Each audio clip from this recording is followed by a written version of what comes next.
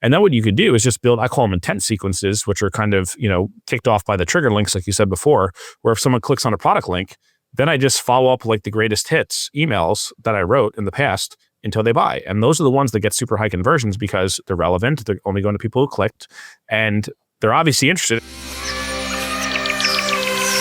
Today, I am very excited to be joined by Chris Orzechowski. He is an email marketing strategist who specializes in helping small businesses grow their revenue with email marketing.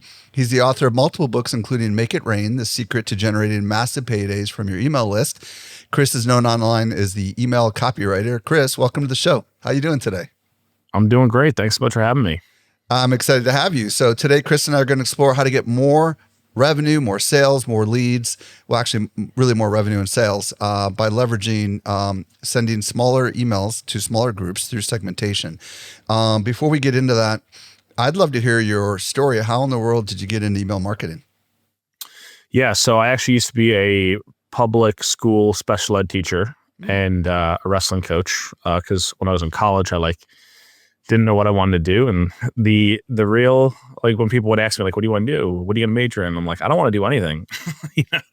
But obviously that wasn't a viable, career path. What I really meant was I didn't want to do typical, get dressed in a suit, go to New York City and have a commute and do that whole thing. And I, growing up, it was kind of well, that's kind of where all roads are kind of leading to. I didn't really ever know about entrepreneurship, it didn't just cross my mind as an option, didn't know it's a possibility. So went to school, got a job. I figured, I was a Division I wrestler. I was like, okay, I'll just, coach wrestling and, I guess I'll take a job as a teacher and just do that. Right. So I remember there was this one moment though, when you're a teacher, they give you this salary or a contract, the guidebook, right, for your contract. And in that it has the salary and they call it steps. So every year is a new step. And it had all 39 steps laid out. And it was basically every dollar you're going to make over the course of the next 39 years. And I added it up and I was like, I don't know if I like that number. I was it wasn't great. Right. And I was like, maybe I could do something else and make a lot more. And it's a tough job, especially, special education. I was like, I don't know if I can do this for the next 30, 40 years of my life. So I was like, okay, now I guess, at the age of 23, it's time to really start figuring out what we're actually going to do. So I had this mentor of mine, this guy, Zach Evanesh. I used to train at his gym. It was a semi-private strength conditioning gym. And he would sell digital products online in addition to training in person. And this was early, this was back in, I started following him in 2003 and, was reading his stuff all through high school. I graduated in 2007. And so this is early days of the internet, pre-ClickFunnels, pre-everything, right? And I was so amazed when I would read the sales page. I didn't know they were sales pages at the time, but I remember reading his sales pages for his products. And I was like, there's something going on in my brain when I read this that makes me want to buy the product. And I was like, what is this? So I asked him, I was like, dude, what are you doing with these pages? And he goes, I don't know. I just, I wrote a lot of articles. I'm just a good writer. I was like, no, there's something behind what you're doing here. And so I started kind of tumbling down the rabbit hole. I was like, maybe I could be like him and have my own digital products and stuff like that. So I started creating websites, trying to get some blogs off the ground. I had this one called Wrestling Coach Academy, which was my first foray into, internet businesses, and started building that up. And didn't really make any money with that. Ran that for about a year, but I had a podcast. I was doing daily email. I was list building. I was selling affiliate offers. I was doing all the typical online business stuff. It was just a really bad market because those people don't buy, $500 info products. But I discovered through that process, there's this thing that I'm doing called copywriting where you write words and get people to buy stuff.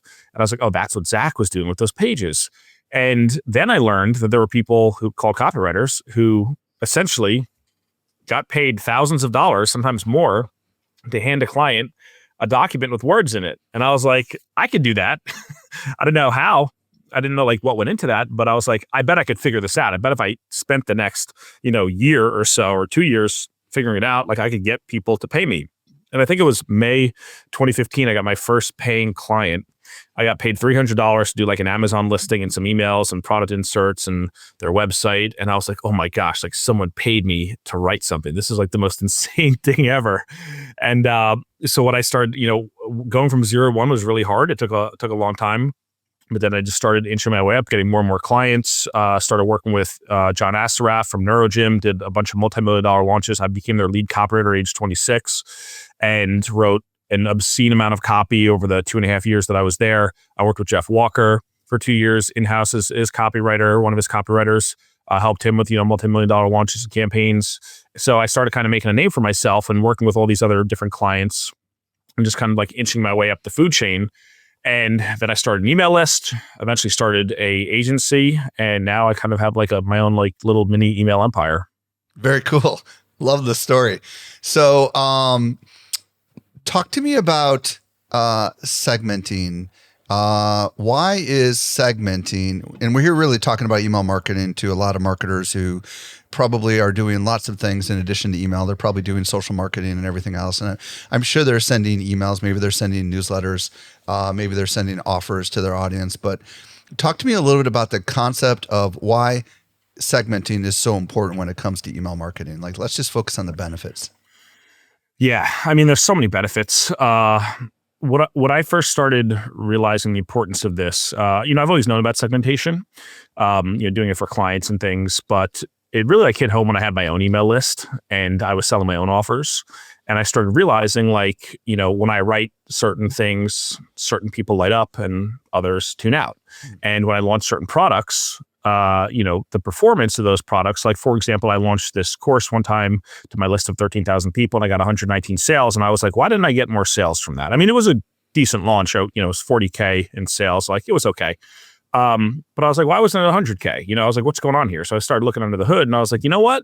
This offer really wasn't for everyone on my list. This was for a small segment. So I was kind of beating myself up over the performance of this offer. And it's like, well, the total addressable market is not in your entire email list. The total addressable market might actually be a very small sliver of people. So if you actually think about, not just your entire email list, but like who all these pockets of people are who are on your list, you feel a little bit better about yourself. That's the first thing, because you're like, okay, this actually did well given the context of how many people are actually interested in this offer. But then you start to realize while you're running that offer, you could be running other offers to other segments and making 2, 3, 5, 10 times as much money because you're putting the right offer in front of the right person at the right time. And that's where these things get really exciting, because a lot of this stuff can be automated and a lot of this stuff can be used where if every list has whales, right? There's minnows and there's whales. The whales are the people who buy your high ticket stuff. They buy often. They spend a lot of money when they do. They're a pleasure to work with, right? And then there's minnows. There's people who come in and they'll buy your ebook for $20 or $10 and they'll never buy anything else. And the way that you grow your business is by growing the number of whales. In order to grow your business by growing the number of whales, you need to find out who the whales are and how many whales you have. You need to find out where they came from. You need to find out what they interact with, what they want to buy, what their opinions are when you survey your list, because those opinions are more important than the minnows who never buy anything or buy very little. Because once you do that, that changes everything else in the business. That changes what you do for your lead magnets. That changes what you do for your front end offers. That changes what you do for organic social content. That changes what you do for ads. It changes everything, because first of all, you're not trying to build an email list. You're trying to build a buyer's list. And really, once you build the buyer list, then you're trying to build a whales list. That is how you grow the business the fastest. And without segmentation, you're kind of flying blind. When you look at all of these social media platforms, let's use Meta because most people are familiar with Meta ads, Facebook, Instagram, whatever. The reason why platforms like Meta are so powerful is because they have the most insane segmentation on the planet through their machine learning and the algorithm, right? They know what you're interested in. They know what you're not interested in. They know if you buy things or if you don't buy things, because they have all that data, because you're constantly being shown ads and interacting with those ads and content, and they're storing all that. And they're looking at other websites you're on and everything. So they know everything about you. That is why it is such an efficient machine for advertising, because you can give your ads to Meta and it'll say, hey, we'll go find the buyers. We know who the buyers are. We'll go put your ads in front of the buyers if you're doing a conversion objective, for example. When you get that buyer or that email subscriber onto your list from Meta or from any social platform, none of that data comes along. So, that's their moat. They're not going to just give that information to you freely. So now you have this email address or a first name and email address, and you don't really know anything about these people. You don't know what their pain points are. You don't know what they're interested in, what they're not interested in. You don't know what they're looking for. Now you can get away with doing one size fits all marketing And I've done that for years. One size fits all marketing. I've built essentially a solopreneur business up to $1 million a year doing one size fits all marketing. It's not like you can't find success with that, but how do you 2 or 3 or 5x the results? Well, you have to get smarter. I love it. This is like candy to some of the people that are listening right now. They're absolutely enthralled. So, all right. So before we actually, what do marketers need to think about before they actually begin the concept of segmenting? Because so many people don't do what we're about to talk about. So let's just lay the groundwork for any fundamentals that are really important before we get into the details of the how to segment. I think the first step is you get a piece of paper and you start to list out anecdotal observations that you made about your audience. I'll use my own email list as an example. Anecdotally, what I've noticed is that there are a lot of people who are copywriters, freelancers, email marketers, service providers, people who do email marketing for a living, and they essentially take the systems that I create. They say, okay, now I'm going to take this and sell it as a service to a client and do it on their behalf. The other half of the people are people who own their own businesses or who, have a job working in a bigger business, and they say, I need to learn email marketing so I can execute it for my company. So right off the bat, that's something I've noticed. And how have I noticed that? Well, I've done group coaching programs. I've had people thousands of people reply to my emails. So I've had discussions. I've done little surveys over the years. So what that allows me to do is start to generate, okay, here's some things that I know about some of the people on my list, at least the people that I've interacted with. I know that the people tend to fall into these type of buckets. What are the questions that people have asked me before?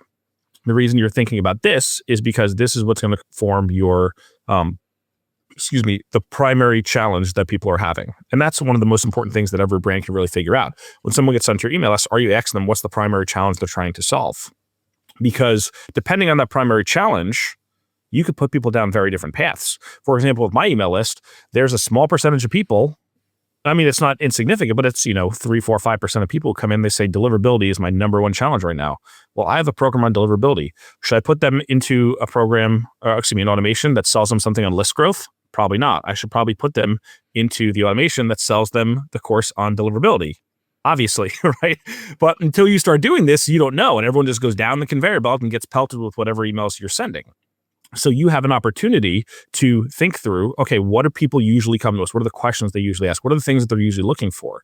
And that is what's going to allow you to start to build out some type of basic segmentation survey that you could take your list through, that all of the new opt-ins can go through, that you could start to back populate some of that data from the existing subscribers. So a lot of it is, I don't want to say common sense, but it's just what do you already know from the months or years that you've operated your business and interacting with your people. Like, who are these people? What are the challenges that they have?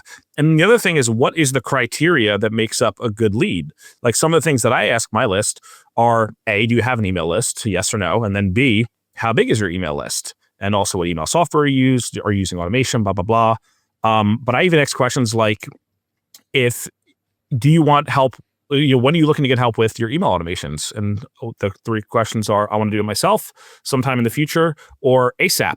So what happens when you start collecting data on the people who want help ASAP? Well, can you follow up with them and close them a lot sooner than you ordinarily would have? Because maybe next month you're going to do a pitch for your services. Well, you could automate a pitch right now to that person who says, hey, I need this solved right now, right? So what do you need to know about the people on your list that's going to put them into the bucket of a good, hot, ready to buy lead, or someone who is looking for a different solution, or they want to do it themselves in a B2B context? And obviously, depending on what you sell, this might change, but there's always questions that you could ask to say, what are the things that would qualify someone as a good, ready to buy prospect? And how do I create a segment of those people so I could follow up a little bit more aggressively with those people and make sure that I can give them what they need? Because what happens is a lot of people, when they don't find what they need, when they interact with the business, they'll leave. They'll go buy from someone else. So someone says, I have this problem, I need to solve it right now.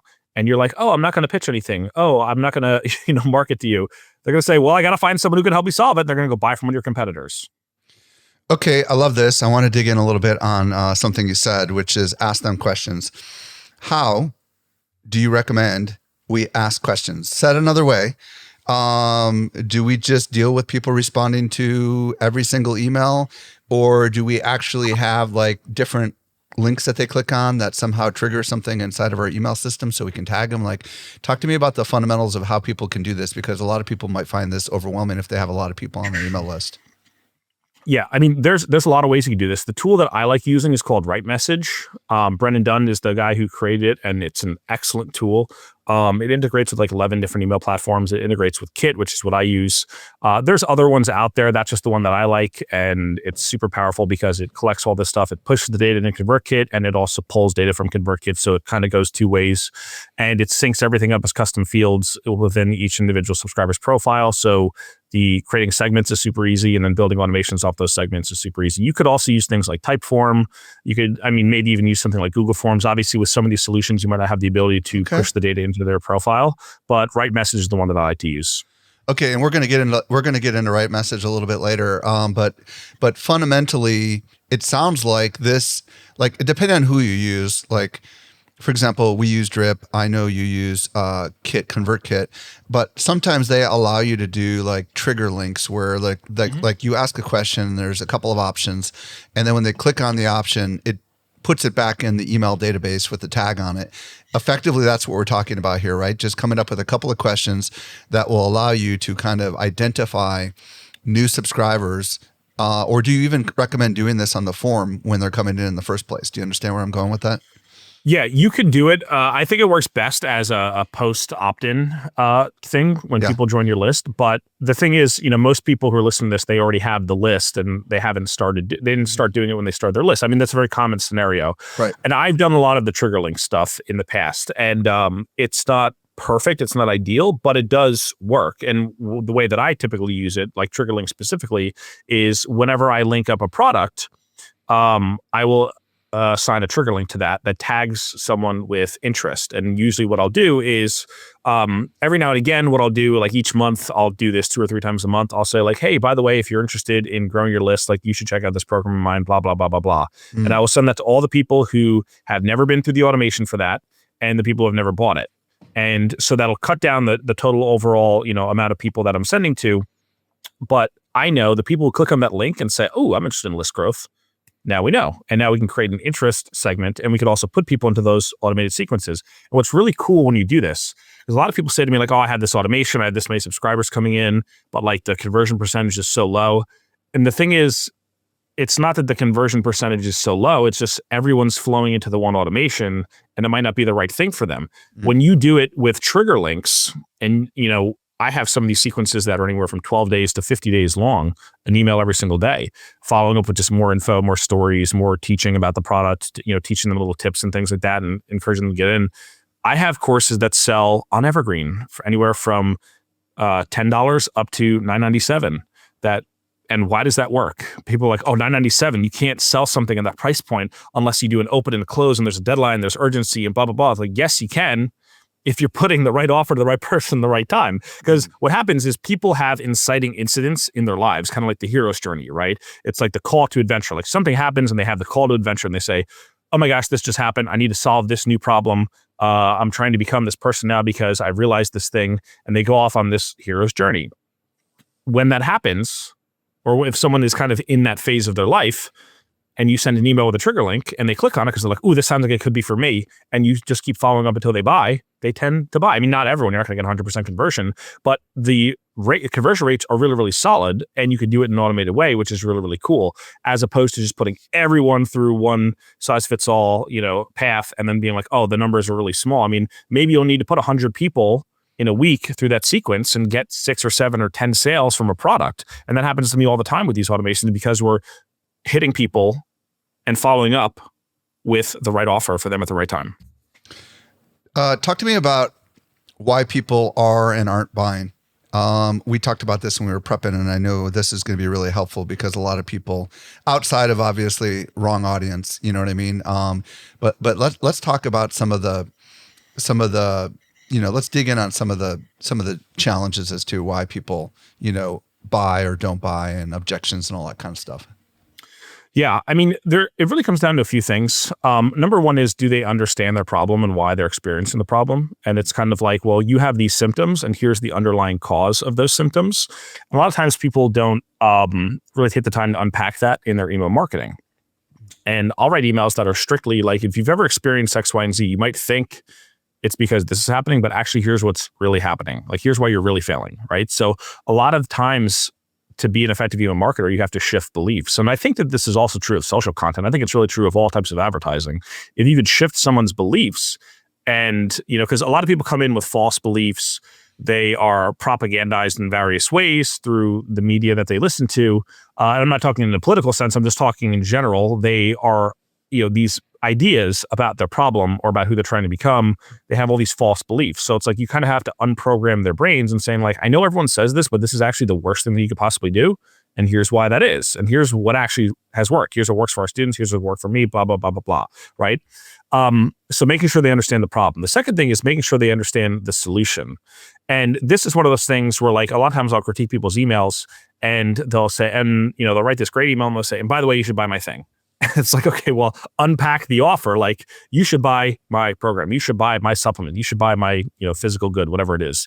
The reason why is because when you buy this, it's going to do X, Y, and Z for you because of blah, blah, blah, blah, blah. Like, people don't explain why the thing is good, how it changes their lives. Like, there's features, there's benefits, and there's dimensionalized benefits. Now, a feature. Wait, well, yeah, everybody. Okay, keep going. I love this. Keep going. Okay. So a feature is like, a part of the thing, right? It's like, oh, the thing has this feature. The benefit is the good thing that the feature does. The dimensionalized benefit is how does your life change once you have experienced the benefit? Mm-hmm. And one of the things I always do with people when I look at their copy and look at their emails is I push them to say, okay, you're talking about the benefit here, or sometimes they're only talking about the feature. And I say, what is the dimensionalized benefit? How does their life change once they've used this, right? So I just wrote some emails last night for this soap company that I'm working with. It's like, well, why are people buying soap? Because it has the all natural ingredients. And I'm like, okay, well, that's a feature of the product. What is the benefit of the all natural ingredients? Well, the benefit is these actually nourish your skin. And the reason why that is important is because especially when it gets cold outside and the wind is whipping across your face and the cold air doesn't let as much oxygen come to your skin, so you're not getting as much nutrients and it gets drier quicker and you can lead to breakouts and everything else, that doesn't happen anymore. But the real dimensionalized benefit is you are going to glow all winter. You are going to have aura. You are going to look amazing. You're going to feel amazing because you look amazing, right? Like that's what people are buying right there. People stop so short of that. And it's like you need to literally spoon feed people the reason why they should and buy by the way, product. it sounds like you go all the way through that storyline like you just did, right? Because like saying you're going to feel better in the winter and you're going to glow is not, I mean, I feel like that's like, I like the baseline. You're building a, here's the benefit, here's why, and here's what it means for you, right? Like it's all that together needs to be part of the storyline. Am I right or am I wrong on that? Oh, 100%, right? Because really like the end goal is like they're walking down the street and someone compliments them, right? They say, oh my gosh, you look amazing today, right? Or like, I don't know, let's just say, I don't know if that's an appropriate example, but like, someone at work comments that like, you're looking great. Have you been working out? Blah, blah, blah. It's like, no, I've just got this new soap that has me looking beautiful. Like that's what they want to buy. That's the product is just a tool that helps them do the job of getting to that point in life, right? They want to buy the outcome. And this is the big thing. Like people don't sell outcomes. Every product is just a vehicle to get to an outcome. When that is true if it's a service, it's true if it's a digital product, it's true if it's a software, it's true if it's a physical product, right? These are all vehicles to get an outcome. People don't dangle the outcome. Like that's why they buy the product, because they want to get the outcome. And that is why you have to go through the dimensionalization process in your copy in order to get people to say, I get it. Yes, I want that. I want that, so I'm going to buy this. Talk to me about stories. Stories are great because they are delivery mechanisms for new beliefs. And the other thing about stories is that people tend to put themselves or see themselves in stories, and they're not very non-confrontational way of selling. Some people's brands are a little bit more aggressive. I'm probably a little bit more aggressive than the average marketer in terms of the way that I talk to people because I'm a very blunt person. That's just, New Jersey, it's how I am, right? But you don't have to beat people over the head with your sales message. You could just say like, hey, I want to tell you about my friend Peggy. Peggy was having this problem and blah, blah, blah, blah, blah. And then here's what she was experiencing. Here's what she was going through. She realized that this was happening. She decided to make a change and try this thing. And then this happened. And here's why this good thing happened. people are reading that and they're like, ooh, maybe I should be like Peggy, right? It's a very like easy way to sell products. And the important thing about stories, the reason why stories work so well, which no one ever talks about, is stories are a demonstration. Gary Bencivenga, one of the best living copywriters, he said, for many years ago, he said this. He said, the most powerful form of proof is a dramatic demonstration.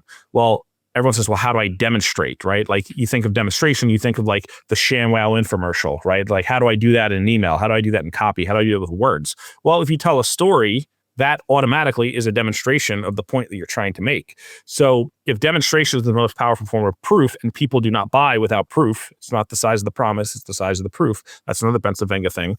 Then if you start wrapping stories around all of your sales messages and turn them into stories, it's a very non-confrontational way to demonstrate and prove the point you're trying to make without, there's showing and there's telling, right? And when I was a elementary school teacher, I taught writing, and we had to practice the skill. Don't tell me what happened in the story, right? Show me what happened in the story. A lot of people, they just action. Everything's action. There's 5 types of sentences, right, that go into like every piece of writing ever. And it's actions, which are an obvious one. The boy went down the street. There's thoughts, there's dialogues, there's feelings, and there's literary devices, right? When you add in those other 4, that's when the stories get really exciting. When you have the feelings, what's going on inside their body, inside their mind, the thoughts, what are they thinking about? The dialogue, that creates a small moment out of the story, right? People think a story is like, Susie did this, then she did this, and like, that's a very basic level story. But if you zoom in into a small moment, like almost like you're watching a scene in a movie, that's like Susie's talking to her coworker and her coworker said this, it's like you feel like you're a fly on the wall right then and there.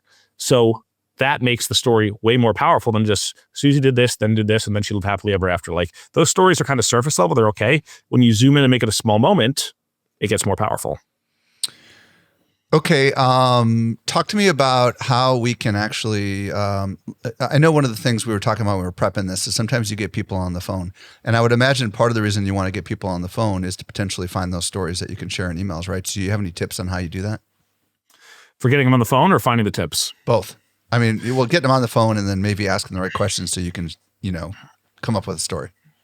Yeah, with getting people on the phone, I mean, the obvious limiting factor here is your own or your team's bandwidth. So this is why segmentation is so important, because when I get prospects on the phone all the time, and a lot of times when I'm developing a new offer, I'm like, I need to just talk to like 5-10 people and just tell them the idea and be like, is this a good idea or is this a stupid idea and I shouldn't pursue it?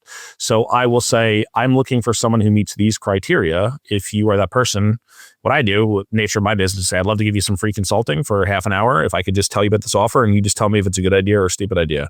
And people take me up on that. And then I just ask them questions and I listen and they tell me amazing things. And then I get to present the offer to them and I say, listen, I'm not pitching you this. I'm going to tell you about it. I'm going to tell you why it's awesome. I'm going to tell you the price. I'm not going to ask for your credit card. I will not take your credit card number, but you just need to give me your honest feedback.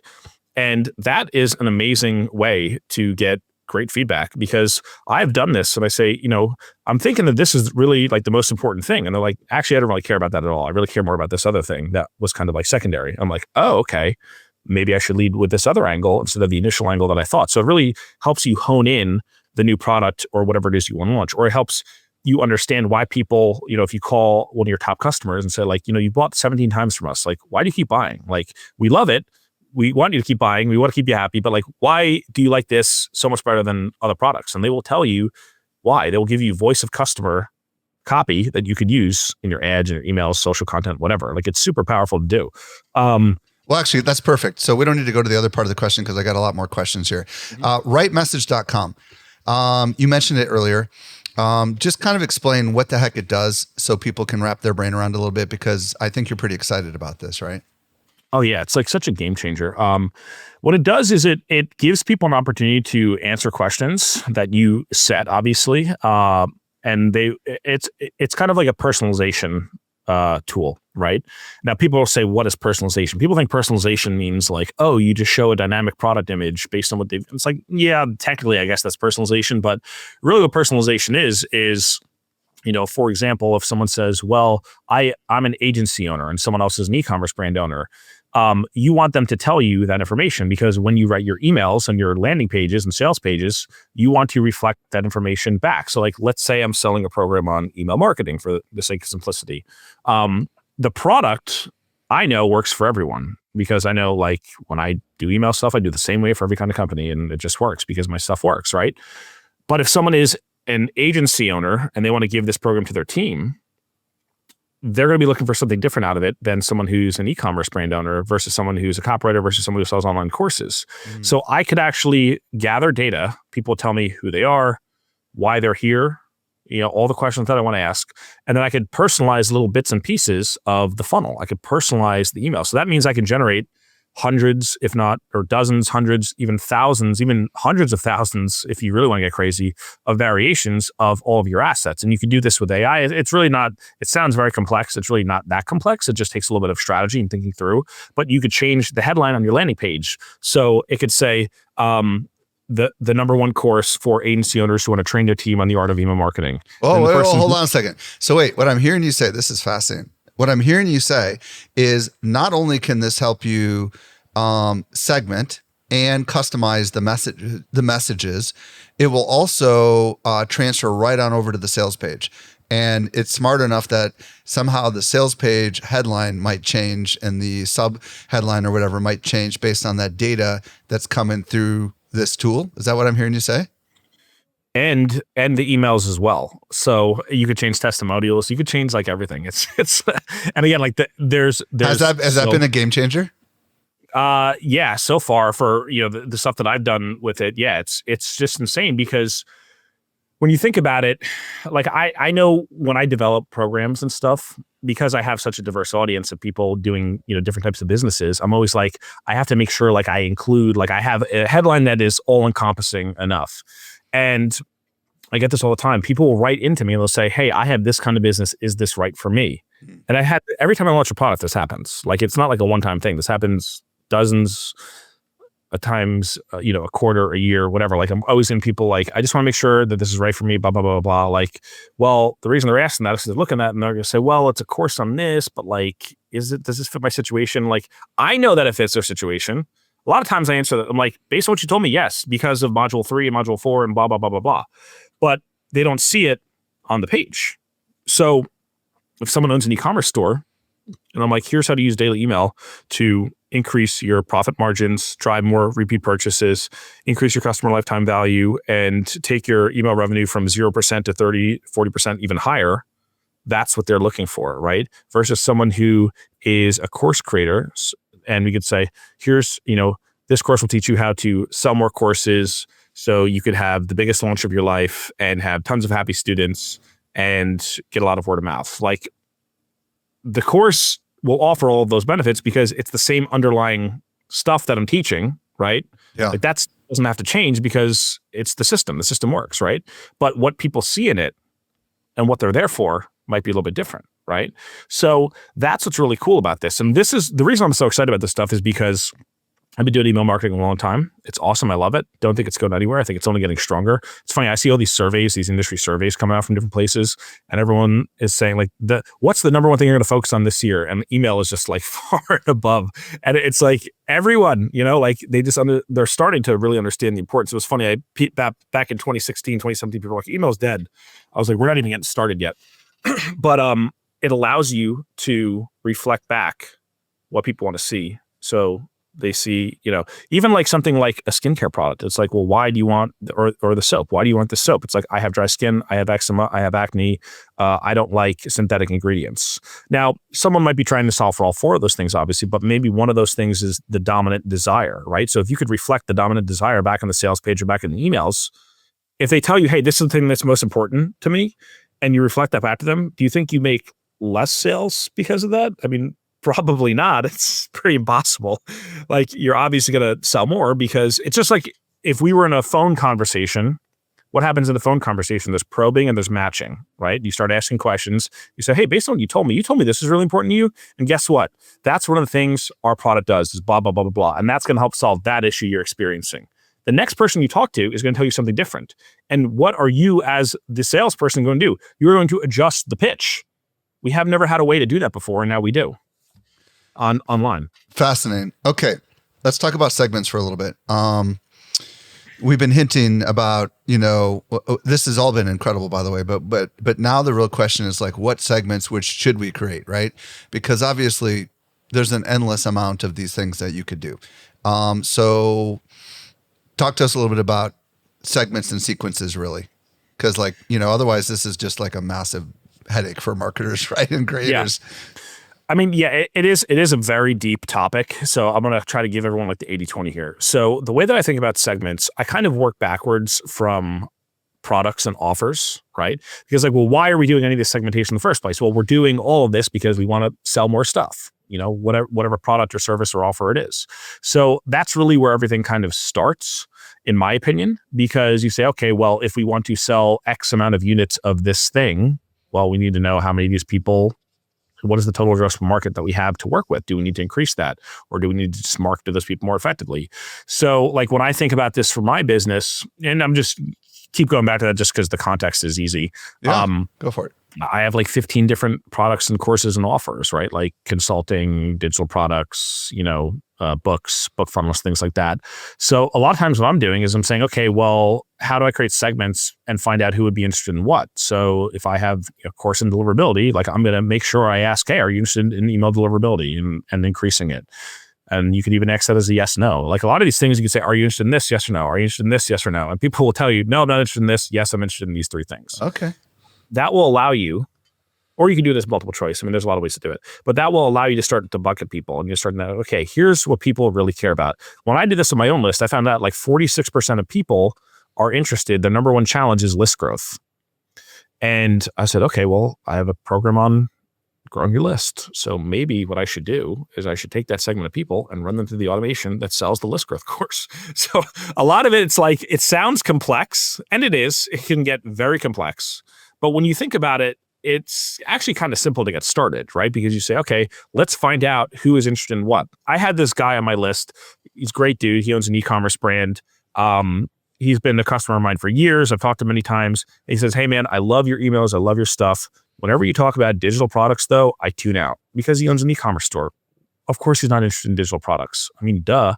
So I even just think about who wants to hear about certain things and then who doesn't want to hear about things. I have a very small segment, 3 or 4% of people on my email list who have SaaS businesses. I don't ever want them to see an email about getting copywriting clients because I have programs for that too, right? Yeah.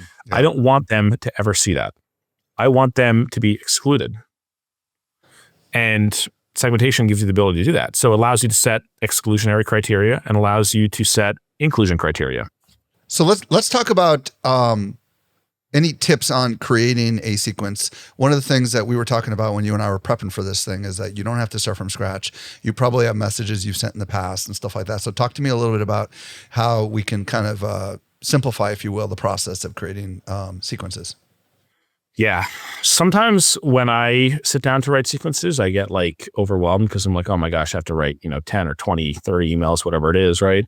And I'm man, I really don't want to do that. So what I started doing, because I've been writing a daily email to my list since 2017, every single day, like a psychopath. So what I started doing was I talked to one of the guys on my team. I said, can you help me assemble this giant spreadsheet with different tabs? And we said, every email that I've ever written, we're going to put it into a tab. And we're going to say, what were we promoting that day? And what you find is I have Email Copy Academy for copywriters, right? We could take every email that I've ever written to promote Email Copy Academy, and there's 500-600 of those emails. So we put them into a folder, right? I do that with all of my different offers, and I categorize every single email. Then what I do is say, well, this email that I wrote back in 2021, is it a bad email because I wrote it 4 years ago? No, it's not a bad email. I sent it, people loved it, they bought from it. Do I have any reason to believe that people would not buy from it again? If someone joined my list yesterday, they never saw the email from 2021. They don't even know it exists. They never heard it before. So yeah, I could write another 600 emails, daily for promoting this course, or I could just look and say, out of these 600, or maybe it's 100 emails you've written or 50 emails you've written for a product. But like, if you've written 50 emails over the course of the years for a product that you have, can you pull 10 of them out that are evergreen? Or can you evergreen them? Can you make them evergreen? Or even get inspired by them, right? Or even take them and rework them and say, I really like this angle, but like this was for a launch and now it's an evergreen product, so we'll just change the bottom. And that's what I did. And I started just looking back and I said, I don't have to write a single word for these sequences because the sequences are already written. And this is what I do with clients, because my whole thing is like, I'm like, start writing. You don't have to start daily, but ideally you work up to daily, and then you do that for a while, and then you realize you have so many emails that you could use, and then building a sequence is very easy. And then what you could do is just build, I call them intent sequences, which are kind of, kicked off by the trigger links, like you said before, where if someone clicks on a product link, then I just follow up like the greatest hits emails that I wrote in the past until they buy. And those are the ones that get super high conversions because they're relevant. They're only going to people who clicked, and they're obviously interested. If they clicked on it, they're like, ooh, what's this, right? Well, if you're curious what it is, you probably want to know a little bit more about it. And those emails just follow up. So it's so simple to do. And people think like, you don't have to be Sisyphus rolling the boulder up the hill every day. I enjoy it. I like rolling the boulder up the hill. I like writing my daily email, but I also like leveraging automation based on the stuff that I've written in the past. Talk to me about kind of the story arc of like for people that have not done sequences before. Like, what are the basics? If you were to start with like 5 or 6 emails or whatever, what would be the things that would be in the beginning of the sequences? You could actually write these. There's a lot of different frameworks and things that people have. I think in general, the simplest way to think about this is this is like a Jeff Walker concept. He talks about the sideways sales letter, and he talks about it in the context of video. He says you take a sales letter and you tilt it on the side. Yeah, exactly. Right? Yeah. And so like, if you think about how you write an actual sales letter or landing page, normally there's a story at the beginning in the lead, right? And then you get into a story, the discovery, you get into, the sales argument for the product, you get into the mechanism behind why it works, then you get into the features and benefits, you get into what's included, you get into overcoming the objections, you get into the price anchoring, the guarantees. And like, obviously they're going to see some of that stuff on the page. You don't have to follow it exactly like that. But when I think about the emails, like I have some emails that are like, hey, by the way, I forgot to mention, like there's this bonus in the product. Like I'm not going to put that as email number 1 in the sequence. That can come later down the chain because I'm going to write the sequence assuming that I'm going to get the highest engagement at the beginning, and then it will slightly drop off as it goes. So the most amount of people, the most amount of people going through it at the beginning are going to be paying attention. And also the person who starts at email 1 and does read every single email in that sequence that's dripped out 1 email a day, I want to make sure they're getting kind of like a logical sales argument. And usually sales pages tend to follow a pretty logical structure. So it's not the only way you could do it, but it's a very easy way to get started. So the basic, gist of what you should take here is front load it with a lot of stories. And if they're problem-based stories, even better, because again, most sales letters start with calling out the problem, and you can kind of take people through that sideways sales letter journey through the sequence. And you've got a call to action in every one of these messages that says, if you want to discover more, I've got a product that can solve this. Here's the link, kind of thing. Oh yeah, always. I laugh when people say like, don't include a link to buy and I'm like, why would you not include a link to buy? Like, I wrote an email one time about, it was a fictional, story about, I went to the Jeep dealership and I said, I need my car service. And they said, sorry, today's a value only day. We're just going to teach you about the history of Jeep and we're not going to take your money. Like how ridiculous would that be? Like, it's a made up story, obviously, but I was trying to demonstrate a point here, right? Yeah. That would be pretty ridiculous if you went into a business and they're like, sorry, this is a nurture day today. We're just going to nurture you.